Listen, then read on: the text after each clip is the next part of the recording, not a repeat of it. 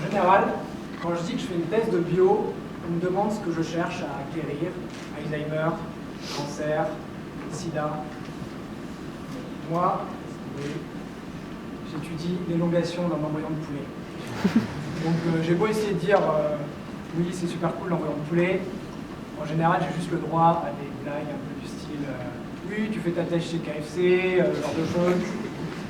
Alors c'est dommage, parce que moi, je trouve que c'est super intéressant le développement embryonnaire, en particulier chez le poulet.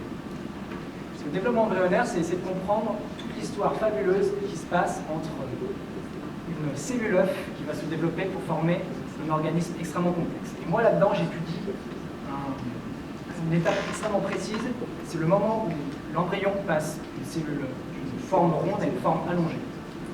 C'est à ce moment-là que la future colonne vertébrale se forme.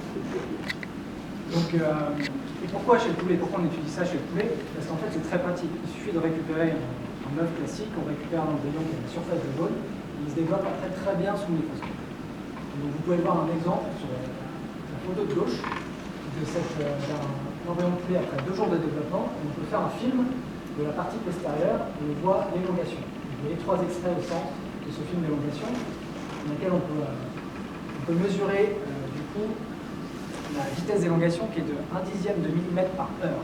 Alors, 1/10 de millimètre par heure, ça ne semble pas beaucoup comme ça, mais c'est très rapide pour l'embryon de poulet. Parce que si vous aviez à votre échelle le même taux de croissance, vous prendriez 4 cm par heure. Donc, alors comment ça marche? Dans le labo, on a vu qu'il y avait une molécule qui contrôlait cette élongation en modulant la vitesse des cellules le long de l'embryon. Les cellules en haut se déplacent moins vite que les cellules en bas. On pense que justement à l'arrière, au niveau postérieur de l'embryon, et on pense justement que c'est ces cellules qui sont responsables de l'élongation en repoussant en permanence la limite postérieure de l'embryon. Il faudra encore savoir si ces cellules ont la possibilité de déplacer et qu'ils ont la force suffisante pour déplacer la limite postérieure. Donc c'est une déformation, donc on étudie la science des déformations, c'est la mécanique. Et donc, le but de ma thèse, c'est d'étudier de réaliser la première cartographie des propriétés mécaniques dans l'embryon de poulet.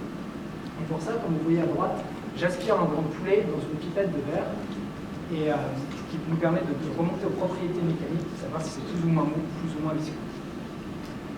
Donc certes, je n'essaie pas de trouver, ma thèse n'essaie pas de trouver le remède miracle.